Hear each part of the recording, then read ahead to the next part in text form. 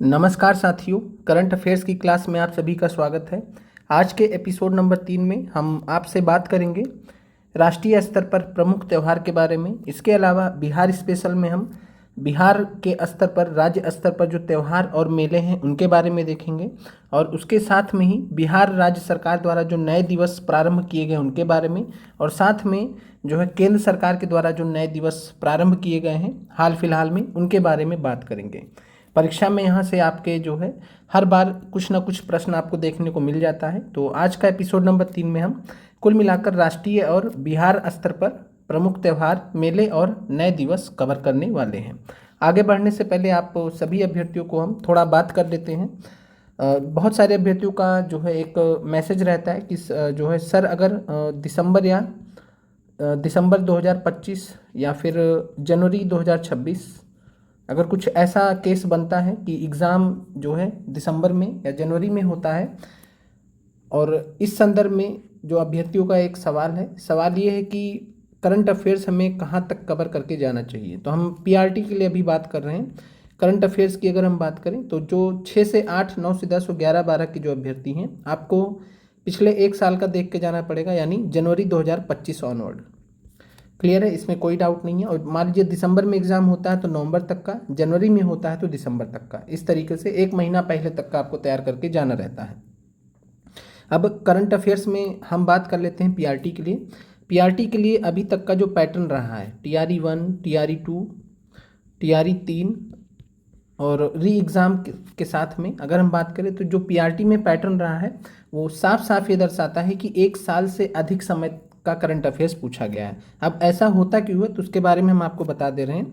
आपको मुख्य रूप से मान लीजिए 14-15 सवाल आपके जो आते हैं करंट अफेयर्स के पीआरटी के लिए, तो जो 14-15 प्रश्न आते हैं पीआरटी के लिए, इसके लिए आप मान के चलिए कि 10 प्रश्न आपको ऐसे रहेंगे, 10 प्रश्न के आसपास, लगभग 8 से 10 प्रश्न के आसपास आपके ऐसे रहेंगे जो आपके पूछे जाएंगे। जो ज़्यादा संभावना है वो आपका जनवरी 2025 ऑनवर्ड्स ये पूछे जाने की संभावना इनकी ज़्यादा है। 8 से 10 प्रश्न ऐसे होंगे।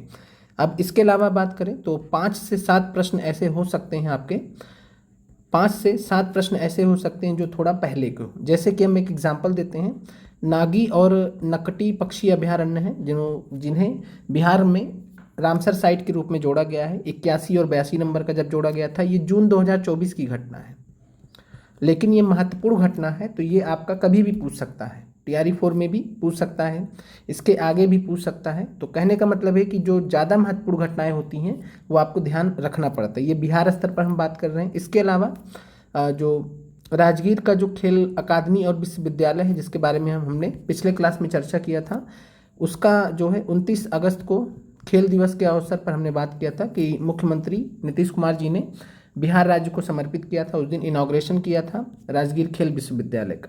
तो ये 29 अगस्त 2024 को इन्होंने जो है इसको इनाग्रेशन किया था। तो ये भी महत्वपूर्ण है, और इसलिए ऐसे करंट अफेयर्स जो ज़्यादा महत्वपूर्ण होते हैं राज्य स्तर पर, वो अगर 1.5 साल तक के भी पुराने हैं तो उनके पूछे जाने की संभावना बनी रहती है। क्योंकि अभी तक जो है टीआरई 3 में तो प्रश्न बन नहीं पाया, क्योंकि 29 अगस्त का बात है। इसलिए आप ये मान के चलिए कि जब टीआरई 3 की परीक्षा जुलाई में हो चुकी है, तो जुलाई में हुई तो लगभग जो है अप्रैल मई तक का करंट अफेयर्स कवर किया गया, उसके बाद का नहीं हुआ। तो उसके बाद कोई जून में कोई बहुत महत्वपूर्ण घटना हुई हो, जुलाई में कोई महत्वपूर्ण घटना हुई हो, अगस्त, सितंबर, अक्टूबर में, नवंबर में, दिसंबर में कोई महत्वपूर्ण घटना हुई हो, उनसे रिलेटेड सवाल आपसे पूछे जाने की संभावना प्रबल हमेशा रहेगी। जैसे कि हम बात कर लेते हैं शारदा सिन्हा जी के बारे में। छठ पूजा के दौरान या शायद उसी दिन इनका देहांत हो गया था। इनसे रिलेटेड प्रश्न आपको जो है कभी भी पूछने को मिल सकता है। तो कहने का मतलब ये कि जो इंपॉर्टेंट करंट अफेयर्स है वो थोड़ा पीछे से भी पूछ सकता है, लेकिन ज़्यादातर जो सवाल होते हैं वो आपका जो है वो जनवरी 2025 से पीआरटी के लिए वो पूछेगा। अब यहाँ पर राष्ट्रीय स्तर पर अगर हम बात कर लें तो कुछ ऐसे मिशन हैं, जैसे कि चंद्रयान 3 मिशन था। इसके अलावा जो है आदित्य L1 है। प्रश्न पूछे जा चुके हैं, लेकिन दोबारा से भी प्रश्न पूछा जाएगा। बाघ गणना है, थोड़ा पहले का है, जारी हुआ थोड़ा पहले है, लेकिन पूछे जाने की संभावना हमेशा रहेगी, क्योंकि लेटेस्ट जो डाटा होते हैं उनसे रिलेटेड आपसे सवाल पूछ सकता है। ऐसे ही कास्ट सेंसस जो बिहार में हुआ, उससे भी आपसे सवाल पूछ सकता है, कभी भी सवाल पूछ सकता है। इसके लिए नहीं कि 2023 का तो आपको नहीं पढ़ना है। ये कुछ इंपॉर्टेंट चीज़ें होती हैं जो आपको मालूम होना चाहिए। ठीक है। बाकी ज़्यादातर जो प्रश्न होंगे वो आपके जनवरी 2025 ऑनवर्ड ही होंगे। चलिए आगे बढ़ते हैं, और बाकी जो पीछे के डेट में जो भी इम्पोर्टेंट होगा वो हम अपनी क्लास में कवर करते चल रहे हैं। जैसे हमने बिहार का, आपको याद होगा, जून से लेकर दिसंबर तक का एक कंप्लीट करवाया हुआ है, तो उसमें जितना महत्वपूर्ण है वो हमने ऑलरेडी कवर कर लिया, उतना आप पढ़ जाइए, बात खत्म। चलिए अब हम आते हैं क्लास पर। 2024-25 में आयोजित किए गए राष्ट्रीय महोत्सव के बारे में हम चर्चा कर लेते हैं। बाकी आप अपने जो भी सवाल वगैरह रहा करें आप कमेंट कर दिया करें, अगर जेन्यून लगेगा हमें तो हम आपको अगली क्लास में उस पर चर्चा कर लेंगे। क्लियर है। अब हम बात करते हैं 2024-25 में आयोजित किए गए राष्ट्रीय महोत्सव के बारे में, जो महत्वपूर्ण है उनके बारे में चर्चा करेंगे यहाँ पर। जुलाई 2025 में तेलंगाना में बोनालू महोत्सव मनाया गया है, महत्वपूर्ण है। लेवेंडर महोत्सव जम्मू कश्मीर में, खीर भवानी महोत्सव जम्मू कश्मीर में, बहुत महत्वपूर्ण है। अम्बुबाची मेला गुवाहाटी असम में, ये भी महत्वपूर्ण है। पुष्कर कुंभ की बात करें तो पुष्कर कुंभ जो है ये उत्तराखंड में मनाया गया, याद रखिएगा। वैसे पुष्कर जो तालाब है वो राजस्थान में स्थित है। बाकी राष्ट्रीय जनजाति युवा महोत्सव बहुत इंपॉर्टेंट है, इससे सवाल बीपीएससी द्वारा पहले पूछा जा चुका है इसी साल, जो हमने आपसे प्रीवियस ईयर क्वेश्चन कराए थे। तो राष्ट्रीय जनजाति युवा महोत्सव मिजोरम में बहुत महत्वपूर्ण है। रम्माड़ महोत्सव भी बहुत महत्वपूर्ण है, उत्तराखंड का है, ये भी जो है ध्यान रखिएगा। फिर सरहुल महोत्सव की बात करें तो झारखंड में सरहुल महोत्सव मनाया जाता है, महत्वपूर्ण ये भी है। खुबानी फूल महोत्सव लद्दाख में, ये भी महत्वपूर्ण है। जत्रा उत्सव त्रिपुरा में मनाया गया है, ये भी महत्वपूर्ण है। खोंगजोम उत्सव मणिपुर का। इसके अलावा चाप चरकुट त्यौहार मिजोरम में, और अटकल पोंगल उत्सव, पोंगल से आप केरल याद रख सकते हैं। तो ये सभी महत्वपूर्ण हैं जो राष्ट्रीय स्तर पर है, जो हाल फिलहाल में मनाए गए हैं, और आप समय भी देख सकते हैं मार्च 2025 तक। इसके बाद फिर है सिग्मो उत्सव, मार्च 2025 में गोवा में मनाया गया है। न्योकुम युलो महोत्सव अरुणाचल प्रदेश में। 38वां सूरजकुंड शिल्प मेला है फरीदाबाद हरियाणा, ये भी महत्वपूर्ण है आपका। सांबर फेस्टिवल है, सांबर झील जो है सांबर झील जो है राजस्थान में है, तो सांबर से यहाँ पर आप रिलेट कर सकते हैं, सांबर से राजस्थान। फ्लेमिंगो महोत्सव आंध्र प्रदेश, बहुत महत्वपूर्ण है। पांग साउ पास अंतर्राष्ट्रीय महोत्सव अगेन बहुत महत्वपूर्ण है, तो पांग साउ पास अरुणाचल प्रदेश में स्थित है। पांग साउ दर्रा या पांग साउ पास अंतर्राष्ट्रीय महोत्सव अरुणाचल प्रदेश में सेलिब्रेट किया गया है। छठा अंतर्राष्ट्रीय बाजरा महोत्सव बेंगलुरु कर्नाटक में मनाया गया, ये भी महत्वपूर्ण है। 23वां दिव्य कला मेला जनवरी 2025 में बड़ोदरा गुजरात में मनाया गया। बाकी 22वां आपको नहीं ध्यान रखा है, 22वां नई दिल्ली में मनाया गया दिसंबर 2024 में। 21वां भी है लेकिन आपको इतना ज़्यादा याद करने की जरूरत नहीं है, जो लेटेस्ट हो बस उतना याद कर लीजिए। तो 23वां दिव्य कला मेला जनवरी 2025 में बड़ोदरा गुजरात में। 10वां अंतर्राष्ट्रीय वन मेला, ये भी महत्वपूर्ण है, मध्य प्रदेश में मनाया गया। कब मनाया गया ये आपसे नहीं पूछा जाएगा। प्रथम बोडोलैंड महोत्सव, तो प्रथम बोडोलैंड महोत्सव ये आपका नई दिल्ली में मनाया गया है। फिर बात करते हैं मेरा हो चोंगवा महोत्सव, तो ये इम्फाल मणिपुर में। और इसके अलावा जास्कर महोत्सव, तो जास्कर की जो श्रेणी है मुख्य रूप से लद्दाख में स्थित है, तो आप इस तरीके से रिलेट कर सकते हैं। तो यहाँ पर हमने बात किया राष्ट्रीय स्तर पर। अब हम बात करते हैं बिहार में आयोजित जो प्रमुख महोत्सव और मेले हैं 2024-25 के दौरान। चलिए आते हैं। आम महोत्सव है, आम महोत्सव पटना में है। शेरशाह महोत्सव रोहतास में मनाया गया है। मगही महोत्सव पटना में। थावे महोत्सव गोपालगंज में, ये TRE 2 में पूछा गया था, थावे महोत्सव। मुंडेश्वरी महोत्सव कैमूर में मनाया गया है, अगेन महत्वपूर्ण है। बौद्ध महोत्सव बोधगया में मनाया गया है। कलरव पक्षी महोत्सव, तो कलरव पक्षी महोत्सव जमुई में। जैसे कि आप इसको रिलेट कर सकते हैं, नागी नकटी पक्षी अभ्यारण्य है, तो नागी नकटी पक्षी अभ्यारण्य वाला जो क्षेत्र हो पक्षी क्षेत्र, तो वो आप उससे रिलेट कर सकते हैं जमुई में। सूर्य महोत्सव औरंगाबाद महत्वपूर्ण है। अंतर्राष्ट्रीय कोहा बेंझा कुंडखर महोत्सव रोहतास में मनाया गया है।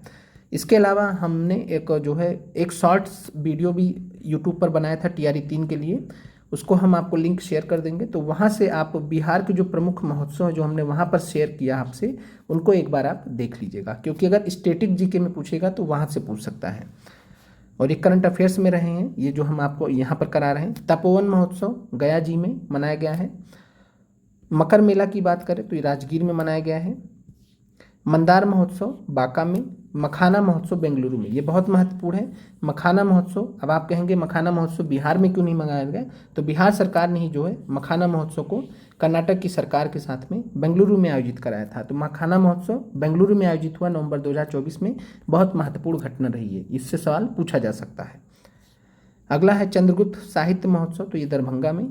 आगे बढ़ते हैं, अब हम आते हैं वर्ष 2025 में विभिन्न मेले रहे हैं बिहार में, जिन्हें राजकीय मेले का दर्जा दिया गया है। तो स्टेट मेले का, स्टेट फेयर का दर्जा दिया गया है, राजकीय मेले का दर्जा दिया गया। यहाँ से सवाल पूछा जा सकता है, नवीन राजकीय मेले हैं, किन किन जिलों में मनाए जाते हैं, ये भी आपको ध्यान रखना है। तो सीताकुंड मेला मुंगेर में, बाबा खगेश्वर नाथ महादेव परिसर में मेला आयोजित किया गया था, ये मुजफ्फरपुर में।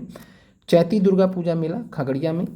इसके अलावा बाबा गणिनाथ पल्लवैया धाम मेला वैशाली में, बाबा सुंदरनाथ धाम सुंदरी मठ मंदिर मेला अररिया में, माँ कामाख्या महोत्सव मेला पूर्णिया में, मौनिया बाबा महावीर झंडा मेला सीवान में। इसमें आपसे जो पूछा जा सकता है, सीताकुंड मेला पूछा जा सकता है, चैती दुर्गा पूजा मेला पूछा जा सकता है, इसके अलावा माँ कामाख्या महोत्सव मेला पूछा जा सकता है, मौनी बाबा महावीर झंडा मेला सीवान में।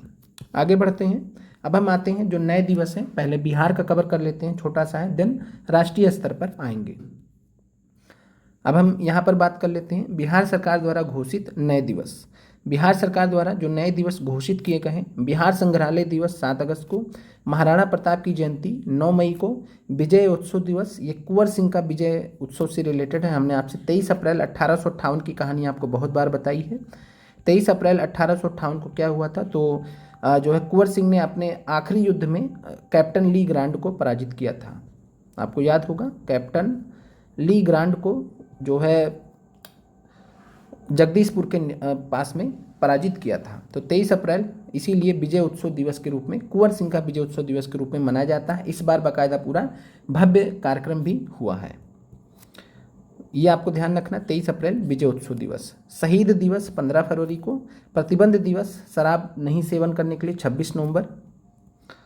फिर है बिहार पृथ्वी दिवस 9 अगस्त। ये हमने आपको जब हमारे टेस्ट सीरीज़ में, जो हम आपको टेस्ट सीरीज़ कराते हैं पीआरटी के लिए और जीएस के लिए, तो वहाँ पर हमने जब आपको ये सवाल दिया था, तो जितने भी बड़े बड़े मतलब कह सकते हैं धुरंधर थे, वो सभी के सभी इस प्रश्न के आगे ढेर हो गए थे। वहाँ पर हमने जो है पृथ्वी दिवस का डेट भी दे रखा था। अब सभी लोग जो है पृथ्वी दिवस पर चले गए थे, 9 अगस्त पे कोई नहीं गया था।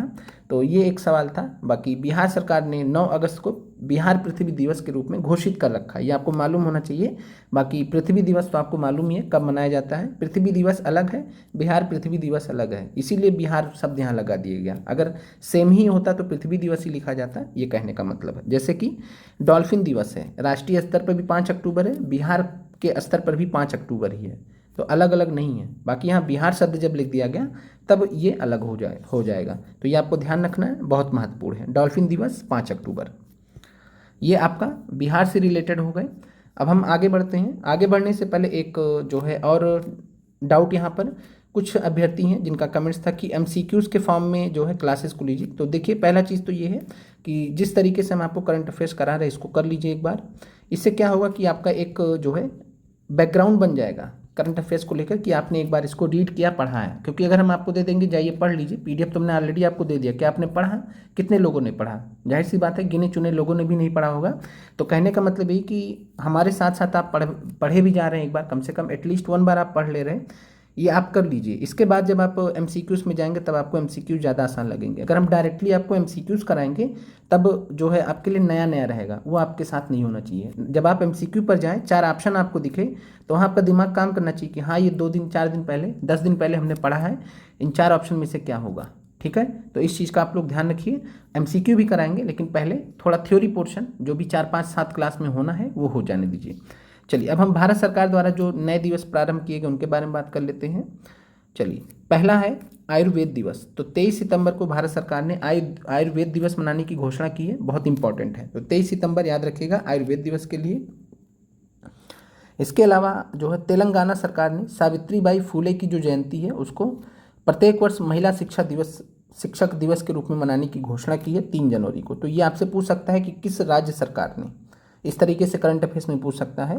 बाकी याद रखिएगा किस राज्य सरकार ने? तो तेलंगाना की सरकार ने सावित्रीबाई फुले की जयंती को प्रत्येक वर्ष महिला शिक्षक दिवस के रूप में मनाने की घोषणा की है 3 जनवरी को। इस संदर्भ में ये इंपॉर्टेंट है। फिर अगला है विश्व ध्यान दिवस, वर्ल्ड मेडिटेशन डे। तो वर्ल्ड मेडिटेशन डे याद रखिएगा 21 दिसंबर। संयुक्त राष्ट्र महासभा द्वारा जो है इसको प्रस्ताव पारित किया गया है सर्वसम्मति से।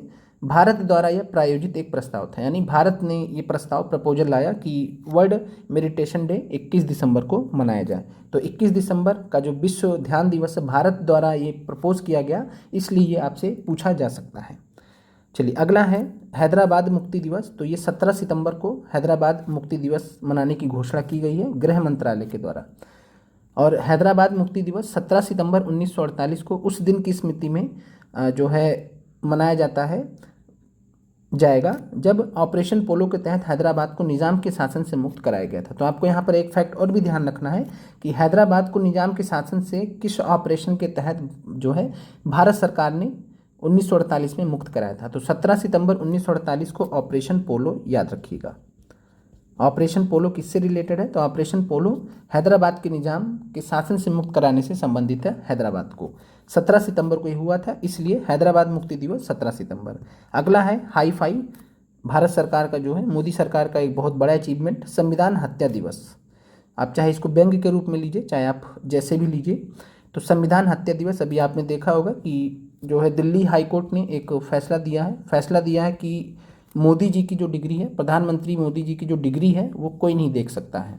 अब आप सोचिए कि जो है भारत के प्रधानमंत्री कितना पढ़े लिखे हैं, उस डिग्री को भी नहीं दिखाए जाने की बात की जाएगी। और तो इस तरीके से आप समझ सकते हैं कि अपनी सहूलियत के लिए सरकारें जो भी चीज़ें हैं वो करती हैं, चाहे जो भी सरकार हो। तो यहाँ पर संविधान हत्या दिवस 25 जून क्यों? क्योंकि 25 जून 1975 को इमरजेंसी लागू हुआ था। कांग्रेस के शासनकाल में एक हिसाब से जो एक बहुत बड़ा काला धब्बा है, जिसको बीजेपी की जो सरकार है, एनडीए सरकार है, वो समय समय पर भुनाती भी रहती है। तो संविधान हत्या दिवस 25 जून को मनाने की भारत सरकार ने घोषणा की है हर साल। तो केंद्र सरकार द्वारा प्रतिवर्ष 25 जून को संविधान हत्या दिवस के रूप में मनाए जाने की घोषणा की गई है। 25 जून 1975 से 21 मार्च 1977 तक भारत में इंदिरा गांधी की सरकार द्वारा राष्ट्रीय आपातकाल लागू किया गया था, जिसमें कथित तौर पर संवैधानिक प्रावधानों का दमन किया गया था। बिल्कुल सही बात है कि एक प्रकार से संविधान की हत्या ही उस समय चल रही थी। तो 25 जून 1975 से लेकर 21 मार्च 1977, ये आपको टाइम मालूम होना चाहिए इमरजेंसी का। दूसरा चीज़ है कि इमरजेंसी राष्ट्रीय आपातकाल की घोषणा की किसने थी? तो राष्ट्रीय आपातकाल की घोषणा किसने की थी, ये आप कमेंट कर दीजिए। भारत के राष्ट्रपति के द्वारा की जाएगी, ऑब्वियसली प्रधानमंत्री नहीं कर सकता है।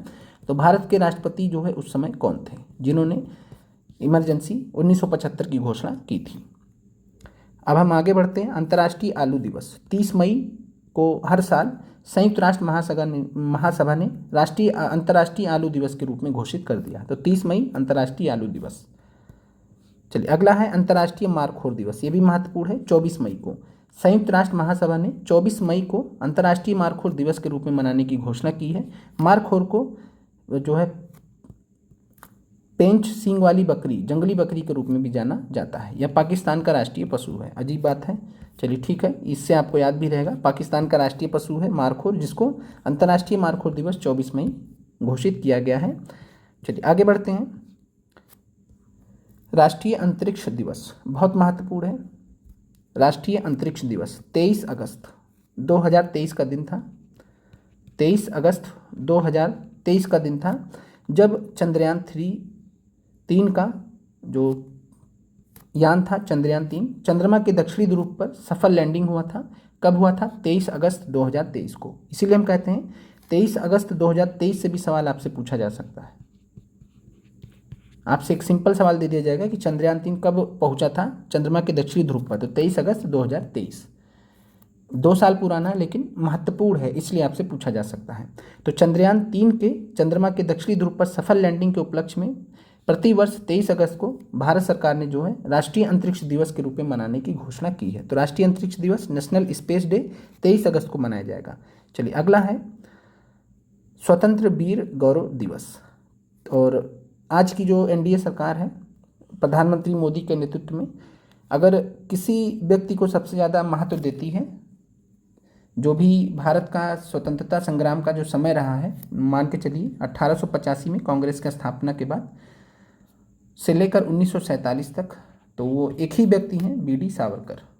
बीडी सावरकर को लेकर जो है बीजेपी सरकार या प्रधानमंत्री मोदी की जो सरकार रहती है बहुत सीरियस रहती है। और स्वतंत्र वीर गौरव दिवस 28 मई को महाराष्ट्र सरकार ने प्रत्येक साल बीडी सावरकर की जयंती को 28 मई स्वतंत्र वीर गौरव दिवस के रूप में मनाने की घोषणा की है। तो यहाँ पर आपसे सवाल पूछ सकता है कि किस राज्य सरकार ने घोषणा की है, तो ये महाराष्ट्र सरकार, याद रखिएगा। केंद्र सरकार के द्वारा नहीं किया गया, महाराष्ट्र सरकार के द्वारा किया गया है। बाकी केंद्र सरकार में भी बहुत ज़्यादा इस चीज़ को लेकर डिबेट भी होता रहता है। चलिए आगे बढ़ते हैं। समर्पण दिवस 11 फरवरी, पंडित दीनदयाल उपाध्याय की पुण्यतिथि के उपलक्ष्य में, ये भी आपसे पूछा जा सकता है। समर्पण दिवस 11 फरवरी। फिर राष्ट्रीय डॉल्फिन दिवस 5 अक्टूबर, हमने देख लिया। बिहार के स्तर पे भी सेम डेट है। अगला है मैत्री दिवस, आपसे पूछा जा सकता है कि 6 दिसंबर को भारत और किस देश के ने जो है मिलकर मैत्री दिवस मनाने की घोषणा की है।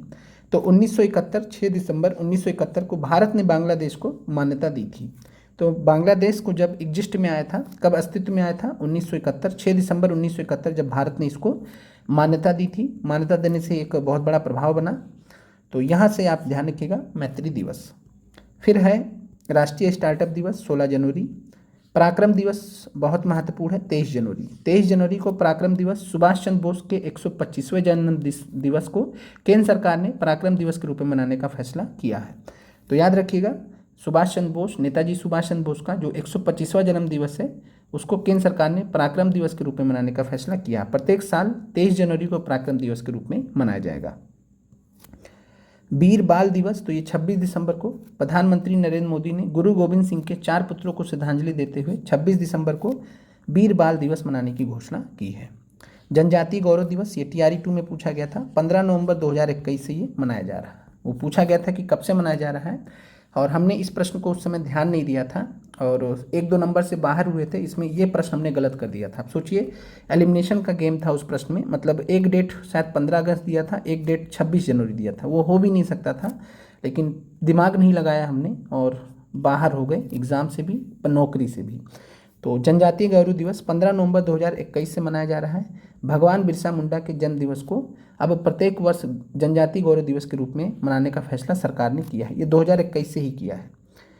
विभाजन विभीषिका स्मृति दिवस, तो विभाजन विभीषिका स्मृति दिवस 14 अगस्त को जो है मनाने की घोषणा की है, क्योंकि 14 अगस्त ही वह दिन था जब भारत से पाकिस्तान अलग हो गया था। तो पाकिस्तान अलग हुआ था भारत से कब, 14 अगस्त को। तो विभाजन विभीषिका स्मृति दिवस कब मनाया जाएगा, 14 अगस्त को। तो ये महत्वपूर्ण चीज़ें थी जो आज के क्लास में हमने कवर की हैं।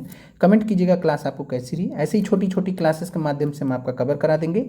बाकी बहुत बड़ी बड़ी क्लासेस कोई लॉजिक नहीं होता करंट अफेयर्स में, क्योंकि जितना करंट अफेयर्स हम आपको पढ़ा रहे हैं उतना ही कंसोलिडेट कर लीजिए। और करंट अफेयर्स से क्या होता है, जब आप लगातार पढ़ते हैं, रिवाइज करते हैं, तो आपको एक इंटरेस्ट फील होता है। जब आप इंटरेस्ट फील होने लगता है तब आपके लिए करंट अफेयर्स आसान लगने लगता है। लेकिन जब आप सोचते हैं कि एक बार एग्जाम से पहले पढ़ लेंगे तो उससे कुछ भी नहीं होता है। तो करंट अफेयर्स ऐसी चीज़ है जिससे आप फैमिलियर हो जाइए तो ज़्यादा बेहतर है। फैमिलियर शब्द का प्रयोग कर रहे हैं, फैमिलियर का मतलब है उससे अवगत हो जाइए, उससे मतलब एक बाई हार्ट पढ़ने लगिए, तब आपको ज़्यादा रिलेटेबल लगता है, याद भी हो जाता है। आप लोगों का देखने के लिए बहुत बहुत धन्यवाद। शाम को मिलेंगे PIQs में एक नए क्लास के साथ में।